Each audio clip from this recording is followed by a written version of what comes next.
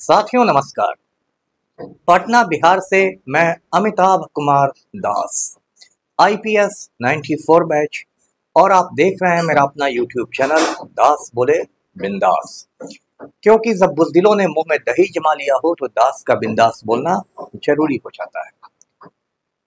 साथियों, जब नरेंद्र मोदी गुजरात का मुख्यमंत्री हुआ करता था तो एक लड़की की मोहब्बत में पागल हो गया था और उस लड़की को बाद में मोदी के डर से अमेरिका भाग जाना पड़ा।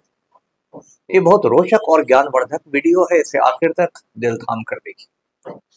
साथियों, कहानी शुरू से शुरू करते हैं। गुजरात में एक इलाका है कच्छ। कच्छ का रण है, ये एक दलदली इलाका है जहां समंदर का पानी भी आ जाता है। कच्छ जो इलाका है उसका सबसे बड़ा शहर है भुज। ये भुज शहर इसलिए भी यादगार है क्योंकि आमिर खान की जो फिल्म बनी थी लगान फिल्म की शूटिंग भुज में ही हुई थी। सन 2001 में भुज में एक बहुत बड़ा भूकंप आया, जलजला आया और भुज में बहुत तबाही मची। उसके बाद क्या हुआ कि नरेंद्र मोदी गुजरात के मुख्यमंत्री बने और वो भुज गए और उन्होंने कहा कि हम लोग भुज का फिर से निर्माण करेंगे। भुज में एक बहुत बड़े बिजनेसमैन थे जिनका आभूषणों का, ज्वेलरी का कारोबार था। उनका नाम था प्राणलाल सोनी। प्राणलाल सोनी के 3 बच्चे थे, 2 बेटे 1 बेटी। बेटों का नाम था चिंतन और हरित और बेटी का नाम था मानसी सोनी। बेटी 26-27 वर्ष की थी उस समय। तो जब नरेंद्र मोदी ने मानसी सोनी को देखा तो नरेंद्र मोदी की बुरी नजर मानसी सोनी पर पड़ गई, जबकि नरेंद्र मोदी मानसी सोनी के पिता की उम्र के थे। पूरा खेल तभी से शुरू हो गया। ये जो मानसी सोनी थी, ये उस समय इंटर्नशिप कर रही थी एक एजेंसी में जिसका नाम था इंडेक्स टीवी। इंडेक्स टीवी को वाइब्रेंट गुजरात का काम सौंपा गया था और मानसी सोनी की ख्वाहिश थी कि वो किसी अच्छे इंस्टीट्यूट से आर्किटेक्चर की पढ़ाई करे। आर्किटेक्चर को हिंदी में कहते हैं वास्तुकला। जो इमारतें बनती हैं उनको बनाने वाले लोग आर्किटेक्ट कहलाते हैं, वास्तुविद कहलाते हैं। लेकिन मानसी सोनी का एडमिशन हो नहीं रहा था तो मोदी जी ने पैरवी करा दी। अब पैरवी से क्या हुआ कि मानसी सोनी का एडमिशन एक अच्छे इंस्टीट्यूट में हो गया, आर्किटेक्चर के इंस्टीट्यूट में। उसके बाद क्या हुआ कि मानसी सोनी को रोजाना बुलाया जाने लगा सीएमओ यानी मुख्यमंत्री कार्यालय, चीफ मिनिस्टर ऑफिस, और मानसी सोनी के भोजन की वही व्यवस्था रहती थी। नरेंद्र मोदी मानसी सोनी के साथ ही भोजन करते थे। जो भी गुजराती भोजन होता है, वैष्णव भोजन, वेजिटेरियन भोजन, ढोकला, फाफड़ा, खाफड़ा, क्या क्या, सब वो मानसी सोनी के साथ करते थे। मानसी सोनी को थोड़ा अटपटा भी लगता था कि प्रदेश के मुख्यमंत्री और मुझे ये रोज रोज खाने पर बुलाते हैं, लेकिन फिर वो सोचती थी कि मेरे पापा के दोस्त हैं तो हो सकता है मुझे बेटी जैसा मानते हो, वगैरह वगैरह। उसके बाद क्या हुआ कि कुछ दिन बाद मानसी सोनी को सीएम ऑफिस में एक असाइनमेंट दे दिया गया, एक काम दे दिया गया, और उसको जो चैम्बर मिला वो नरेंद्र मोदी के चैम्बर से सिर्फ 2 कमरे दूर था। मतलब एक तरह से उसको सीएमओ में, मुख्यमंत्री कार्यालय में उसको काम दे दिया गया मानसी सोनी को, जिससे वो नरेंद्र मोदी के और करीब आ जाए। उसके बाद नरेंद्र मोदी ने एक दिन मानसी सोनी से कहा कि मैं जहां जहां जाता हूं गुजरात दौरे पर, तुम भी मेरे साथ चलो। मानसी सोनी फिर चकरा गई कि ये क्या हो रहा है।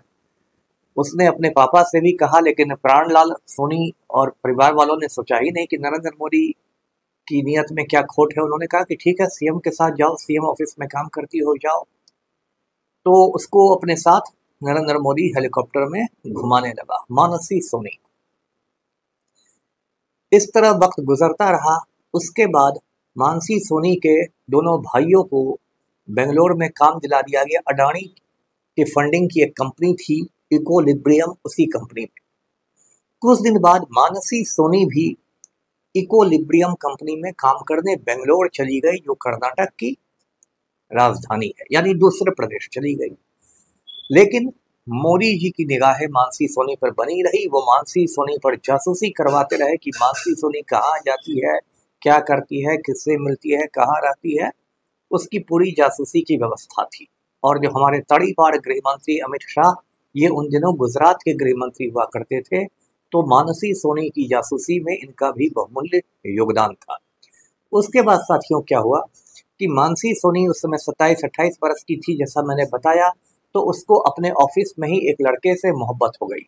वो लड़का ईसाई था, कैथोलिक क्रिश्चियन था। अब ये बात मोदी जी को पता चली तो मोदी जी की तो मतलब रातों की नींद हराम हो गई। 56 इंच का सीना सिकुड़ने लगा। तो मोदी जी ने पुलिस वालों को भिजवाया और पुलिस वालों ने जो मानसी सोनी का प्रेमी था, जो आशिक था, जो बॉयफ्रेंड था, उसको काफी धमकाया कि आज के बाद तुम मानसी सोनी से नहीं मिलोगे। मानसी सोनी पर साहब की नजर। वो बेचारा क्या करता, वो आम लड़का था, वो भागा पतली गली से अपनी जान बचाकर। उसके बाद एक बार मानसी सोनी से शादी का प्रस्ताव नरेंद्र मोदी ने खुलेआम रख दिया। अब आप जानते हैं कि नरेंद्र मोदी की शादी बहुत पहले हो चुकी थी जसोदाबेन से, और जसोदाबेन को नरेंद्र मोदी बहुत पहले ही छोड़ चुके हैं, और जसोदाबेन को आज भी प्रधानमंत्री आवास में घुसने की इजाजत नहीं है। मोदी नारा देते हैं कि सबका साथ सबका विकास, लेकिन अपनी घरवाली को, अपनी वाइफ को उन्होंने दूध की मक्खी की तरह अपनी जिंदगी से अलग फेंक दिया है।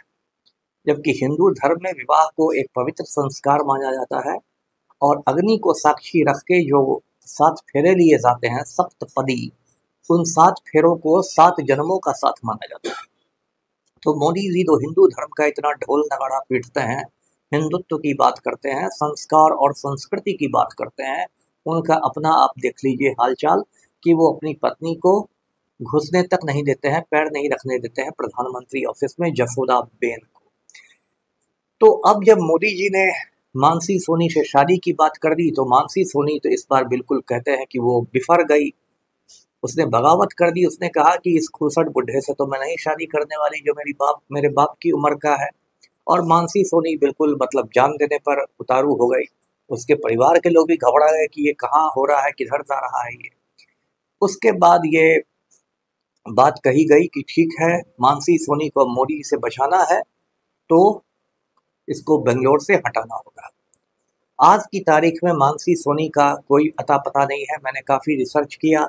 कुछ लोग कहते हैं कि मानसी सोनी अमेरिका भाग गई है, और अमेरिका में उसने अपने चेहरे की प्लास्टिक सर्जरी करवा ली है, और प्लास्टिक सर्जरी के माध्यम से उसने अपने चेहरे को बदल दिया है।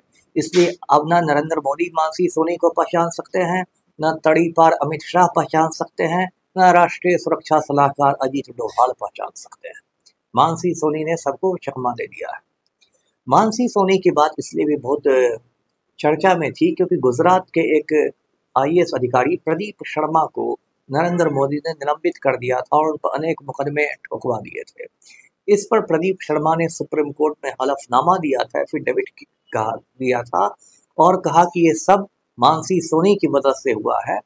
और प्रदीप शर्मा ने अपने एफिडेविट में कहा, शपथ पत्र में कहा कि नरेंद्र मोदी को संदेह था कि मेरे पास मोदी और मानसी सोनी की अश्लील सीडी है, और इसलिए वो मुझे टारगेट कर रहे थे। तो साथियों, ये है नरेंद्र मोदी और मानसी सोनी की कहानी।